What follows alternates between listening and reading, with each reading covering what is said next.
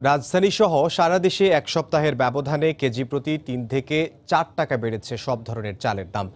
পাইকারি বিক্রেতারা দুষছেন মিল মালিক আর খুচরা ব্যবসায়ীদের। বাজার নিয়ন্ত্রণে সব স্তরে মনিটরিংয়ের দাবি ক্রেতাদের। অগ্রহায়ণে ঘরে ঘরে উঠেছে নতুন ধান। বাজারে চালের কমতি না থাকার কোনো কারণ নেই, কিন্তু দাম কমার বদলে গেল এক সপ্তাহ ধরে বাজারে প্রায় সব ধরনের চালের দামই বাড়ছে।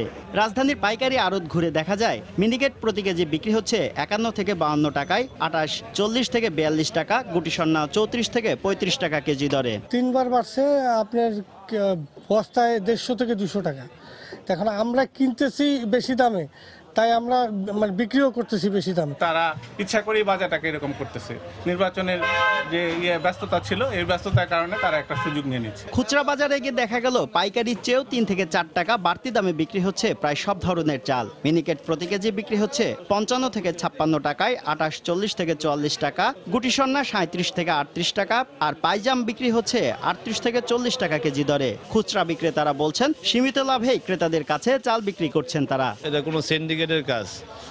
এই নতুন সিজন, এখন চাইলাম হওয়ার কথা, দাম হওয়ার কথা কম, সে জায়গায় আপনার দাম হঠাৎ করে ৩-৪ টাকা বেড়ে গেছে। মিল মালিক খুচরা আলাদের বদনাম করে, ওরা ১ টাকা বাড়াইলে মার্কেটে ৬ টাকা বাড়ে।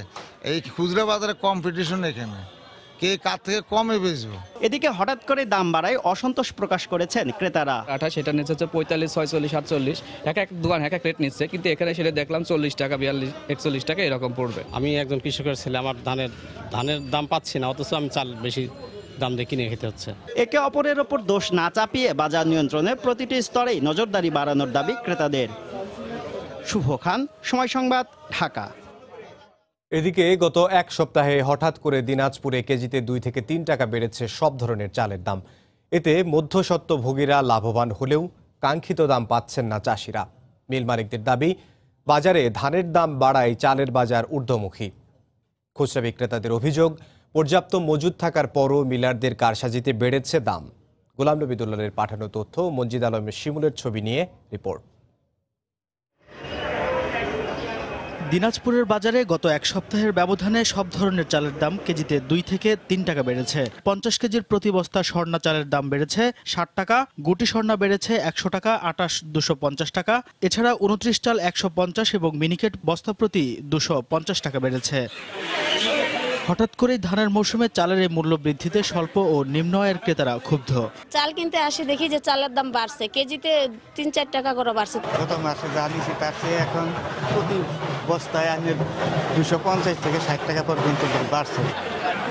কৃষকদের অভিযোগ, বাজারে ধানের দাম পাচ্ছেন না তারা, অথচ চালের দাম বাড়িয়ে দিয়ে মিলাররা লাভবান হচ্ছেন।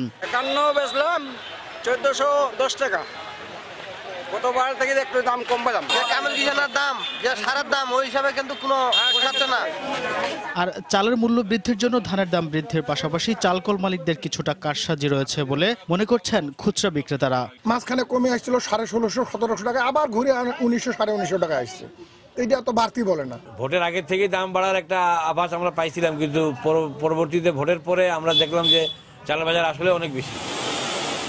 তবে মিলারদের দাবি, সরকারের ক্রয় অভিযান ও ধানের বাজার বৃদ্ধির কারণে চালের দাম বেড়েছে। আগে ধানের দাম অনেক কমে গিয়েছিল, চালুর দামও কমে গিয়েছিল। বর্তমান ধানের দাম বেড়ে গেছে, চালুর দামও একটু বাড়ছে। ধানের দামের সঙ্গে চালুর দামের সামঞ্জস্য আছে। যখনই প্রক্রিয়মেন্টটা চালু হয়েছে, ধানের দামটা বৃদ্ধি পেয়েছে, তাই চালের দাম বেড়েছে। তবে প্রক্রিয়মেন্ট প্রায় এখন শেষের দিকে, এখন আবার গত ২ দিন হলো ধানের বাজার নিম্নমুখী। আমরা আশা করছি চালের বাজার কাল পরশু আবার নিম্নমুখী হবে। জেলায় এবার ২,৫৭,০০০ হেক্টর জমিতে আমন ধান উৎপাদন হয়েছে ৭ লাখ মেট্রিক টন, আর সরকার জেলা থেকে ক্রয় করবে ৪৯,০০০ মেট্রিক টন চাল। সময় সংবাদ, দিনাজপুর। কৃষকের কষ্টে ফলা ধান ক্ষেত থেকে কয়েক দফায় হাত বদলে চাল হয়ে ভোক্তার কাছে যায়, কিন্তু মধ্যস্বত্বভোগীদের কারসাজিতে কম দামে ধান বেচে কৃষকরা দিশেহারা হলেও চড়া দামে চাল কিনতে হয় অসহায় ভোক্তাদের। রংপুর অঞ্চলে ধান চালের বাজার নিয়ে শাকিল মাহমুদের ক্যামেরায় রতন সরকারের রিপোর্ট। বড়দরগা হাটে ভর মৌসুমেও হাতে গোনা কৃষক আর জনাদুই ব্যাপারী। পরিবহন ব্যয় ছাড়াও মন প্রতি 15 টাকার টোল গুনে এই হাটে আর আসেই না কৃষক। এবার সেচ কীটনাশকে অপ্রত্যাশিত ব্যয়ে উৎপাদন খরচ বাড়ায় কৃষকের লাভ নিয়ে শঙ্কা। তবে প্রতি লাখে 20-25 হাজার টাকা লাভ আসবেই ব্যাপারীর পকেটে। বর্তমানে আমরা যা শ্রম দিচ্ছি এই শ্রম অনুযায়ী শ্রমের দাম বেশি, কিন্তু সেই অনুপাতে আমরা শস্য বিক্রি করে কিন্তু আমরা লাভবান হওয়ার পাচ্ছি না। 730 বেচাবো, কাটার ওজনে বেচাবো, লাভ হবে মনে করেন 15 টাকা লাভ আসবে। কৃষকের হাত থেকে ফরিয়ারা ধান কিনে ব্যাপারীদের কাছে দেয়, এরপর চাতাল থেকে মিলে চাল হয়ে ডিলার বা বড় কারবারিদের গোদামে মজুদ হয়। ভোক্তার কাছে যেতে পাইকারি ও খুচরা ব্যবসায়ীর মধ্যে আরেকবার হাত বদলায়। যারা মিলার স্টকে যারা আছে, হিউজ স্টকার যারা বড় মিলার যারা, তারা ইচ্ছা হলে যেন আমি কমে বেচে দেবো, ইচ্ছা হলে কমে বেচতে পারে। দাম বাড়ার কমার ভূমিকাটা অথরাইজ মিলারদের হাতে। আমাদের হাস্কিং মিল তো এখন বলতেই নাই। বিপণন বিভাগের ভরসা মধ্যস্বত্বভোগীদের ওপর চাইলেও ব্যবস্থা নিতে পারে না খাদ্য বিভাগ। এই ভরা মৌসুমে তারা এই ধানের দামটা কমার জন্য তাদের স্টককৃত চাউলটা বাজারে ছেড়ে চালের দামটা সরবরাহ বাজারে বাড়িয়ে দিচ্ছে এবং দামটা চালের দামটা কমাচ্ছে। মিলাররা যদি সঠিকভাবে ধানটি কৃষকের নিকট থেকে ক্রয় করে এবং চাহিদা বেশি প্রদান করে, তাহলে সেই দামটাই অনুপাতিক হারে কৃষকও একটি ভালো দাম পাবে। অভিযোগ আসে যে এমুকের ইয়াটা ডুপ্লিকেট এমুকের না নিয়ে অন্য আরেকজন নিছে, এই ধরনের যদি প্রমাণক কোনো আসে, এটা সব কর্তৃপক্ষের দেখার এখতিয়ার আছে। ধান চালের ব্যবসা করে মধ্যস্বত্বভোগীরা লাভের পাহাড় গড়ছে, আর উৎপাদন খরচ কোনো মতে উঠিয়ে বছরের পর বছর কৃষকের স্বপ্ন কুড়ে ঘরেই ফিকে হচ্ছে। রতন সরকার, সময় সংবাদ, রংপুর। চালকল মালিক ও সংশ্লিষ্ট ব্যবসায়ীদের সঙ্গে আলোচনা সফল হওয়ায় 1 সপ্তাহের মধ্যেই চালের দাম কমে আসবে বলে আশা প্রকাশ করেছেন বাণিজ্যমন্ত্রী টিপু মুন্সি। দুপুরে গোপালগঞ্জে বঙ্গবন্ধু শেখ মুজিবুর রহমানের সমাধিতে শ্রদ্ধা নিবেদন শেষে সাংবাদিকদের এক প্রশ্নের জবাবে তিনি এসব কথা বলেন। নির্বাচনের জন্য মাঝখানে 2-3 দিনের ট্রান্সপোর্টের সমস্যা ছিল। গতকালকে আমি এবং খাদ্যমন্ত্রী দুইজনই মিলে এই ট্রেডে যারা আছে, মিল মালিক, আড়তদার, তাদের সবার সাথে কথা বলেছে।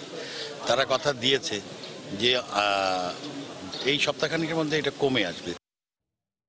চালের দামের বিষয়ে কথা বলতে এই মুহূর্তে রংপুরের নবদীগঞ্জ থেকে যোগ দিচ্ছেন সহকর্মী রতন সরকার। সরাসরি যাচ্ছি তার কাছে। রতন। ইমদাদ, আমরা এই মুহূর্তে রয়েছি রংপুর নগরীর শহরতলির নবদীগঞ্জ এলাকায়। এখানে আমরা অসংখ্য কৃষক এখানে উপস্থিত আছে। এখানে আছেন ছোট ব্যবসায়ী, বড় ব্যবসায়ী সহ ধান এবং চাল ব্যবসার সঙ্গে বা উৎপাদনের সঙ্গে জড়িত এমন প্রত্যেকটি স্তরের প্রতিনিধিদের নিয়ে আমরা এখানে বসেছি। আমরা প্রথমে একটু দেখে আসতে চাই যে কৃষকের ধান যখন জমি থেকে উঠে নতুন ধান যখন বাজারে আসে, সেই সময়ের অবস্থাটা এই অঞ্চলের মানুষ সেই ধানের দামটি কেমন পেয়েছে, সঙ্গে জানবো যে উৎপাদন খরচটি কেমন ছিল। আপনি একটু যদি বলেন যে প্রথমে ধান কাটার সময় ধানের দাম ছিল 650 টাকা মন, আর উৎপাদন খরচ 900 থেকে 1000 টাকা।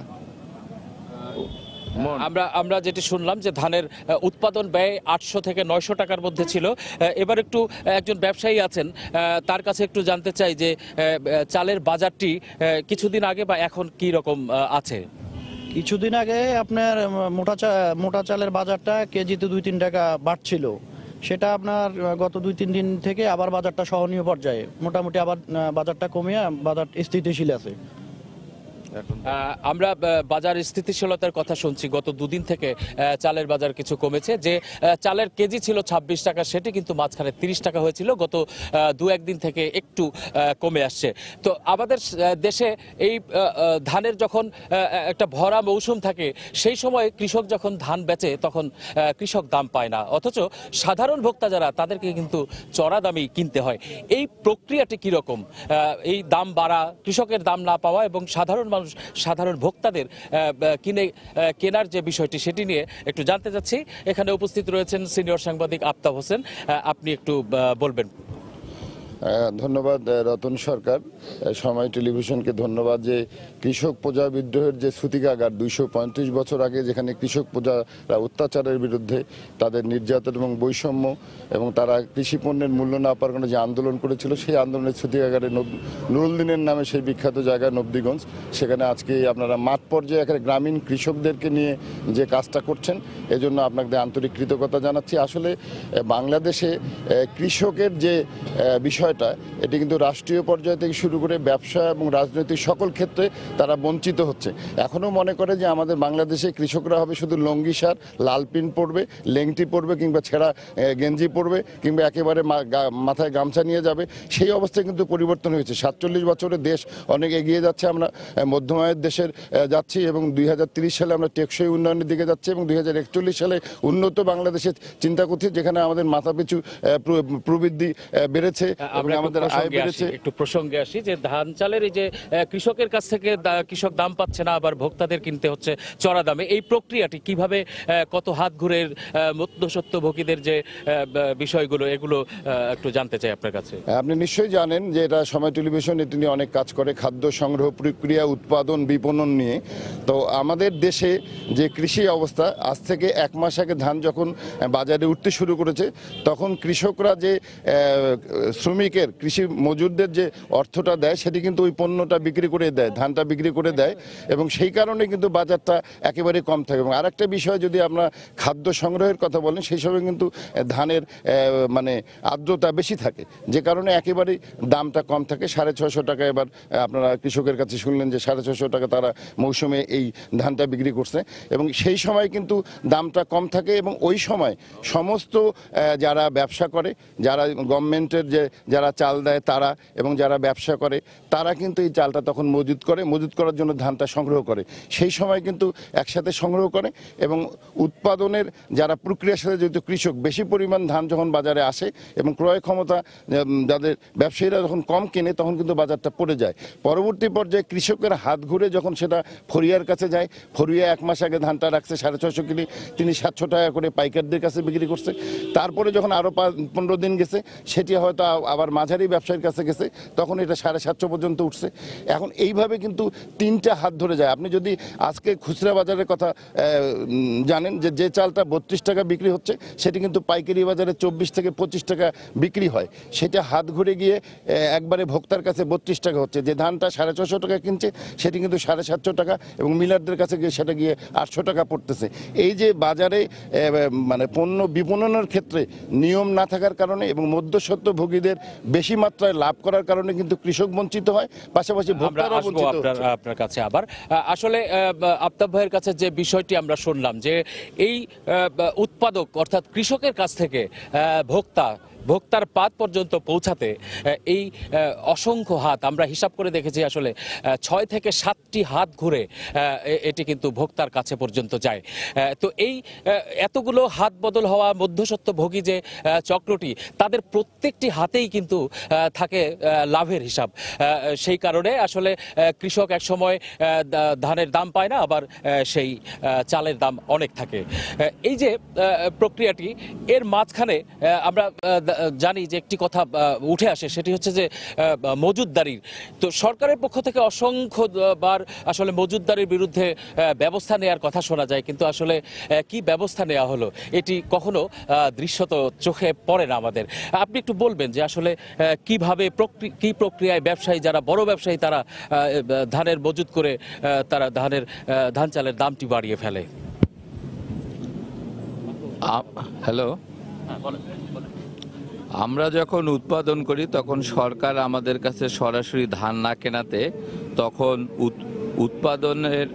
উৎপাদন হওয়ার পর আমরা যে ধানটা বাজারজাত করি তখন বাজারটা আমরা খুব কম পাই এবং সরকার সরাসরি কৃষকের কাছে না কেনাতে কিছু সংখ্যক ব্যবসায়ী যারা মিলার তাদের কাছ থেকে কেনে, তারা ধানটা খুব কম দামে কিনে তারা মজুত করার পরে তারা যখন চাউলটা এলএসডিতে দেয় তারা বেশি দামে চাউল ওখানে দেয় এবং তারাই লাভবান বেশি হয়। আর আমরা উৎপাদন খরচ যে মন প্রতি 800 টাকা খরচ হয়, আমরা বিক্রি করছি 650 টাকা। এভাবে আমাদের কৃষকরা দিনের পর দিন তারা তারা ক্ষতিগ্রস্ত হচ্ছে এবং তারা ঋণের দায় মুক্ত হচ্ছে না। বিভিন্ন এনজিও থেকে, বিভিন্ন সমিতি থেকে তারা ঋণ গ্রহণ করে তারা ধান উৎপাদন করতেছে, কিন্তু আশানুরূপ বাজার পাচ্ছে না, যার জন্য আমাদের কৃষকরা দিনের পর দিন গরিব হয়ে যাচ্ছে, বড়লোকরা বড়লোক হয়ে যাচ্ছে। আর লেবারের যে এখন যে লেবারের যে সংকট এবং লেবার যে মজুরিতে দেই আমরা আমাদের এখানে লেবারের দাম বাড়ে, লেবার খুঁজে পাওয়া যায় না অনেক সংখ্যক। আপনার ভাই একদম শেষ মুহূর্তে আমরা একদম শেষ কথাটি আপনার জানতে চাই যে এটা কোন প্রক্রিয়ায় আসলে কৃষকের দামটি নিশ্চিত করা যায় এবং বাজারে একটা স্থিতিশীল পরিস্থিতির রাখা যায়।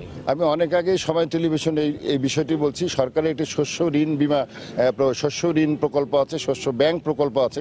কৃষক যখন উৎপাদন করবে সেই সময় যদি তাদেরকে পুঁজি দেওয়া যায় এবং কৃষক যদি ধানটা তার ঘরে 1 মাস রাখতে পারে, যে সময়টা সরকার প্রকিউরমেন্ট করে সেই সময়টা পর্যন্ত কৃষক থাকে। সেই জন্য কৃষককে যদি আমরা সরকারিভাবে যে শস্য ব্যাংক যেটা আছে, সরকার যে ধান কিনে রেখে বন্ধক রেখে যে টাকা দেবে, কৃষকরা যদি ওইরকম ইউনিয়ন পর্যায়ে যদি ওইরকম গুদামের মাধ্যমে যদি ধান দিয়ে টাকা পায় এবং সেই টাকা দিয়ে যদি ঘরের মধ্যে ধানটা রাখে এবং যখন তাদের মূল্য বাড়বে, মূল্য বাড়ার সময় বিক্রি হওয়ার পরে তাদের লাভ পাবে, তাদের দেনাটা শোধ করবে, তাহলে কিন্তু দাদনও ব্যবসায়ীর কাছে নিতে হচ্ছে না, অন্যের কাছে ঋণ নিতে হচ্ছে না এবং কম দামে তার ধানটা বিকতে হচ্ছে না। মূলত বাংলাদেশের এই যে কৃষকের যে পণ্যের এই বিপণনের ক্ষেত্রে যে সমস্যাটা, সেটি কিন্তু আমাদের দূর করতে হবে। অর্থাৎ আমাদেরকে এইটা একটা গবেষণা করা উচিত যে আমাদের যে স্তরগুলোতে কৃষক ক্ষতিগ্রস্ত হচ্ছে, যে মধ্যস্বত্বভোগীরা এই কৃষকদের নিয়ে ব্যবসাটা করছে, সেটি যাতে না হয় রাষ্ট্র সেজন্য একটা ব্যবসা করবে এবং বাণিজ্য মন্ত্রণালয় ইচ্ছা করলে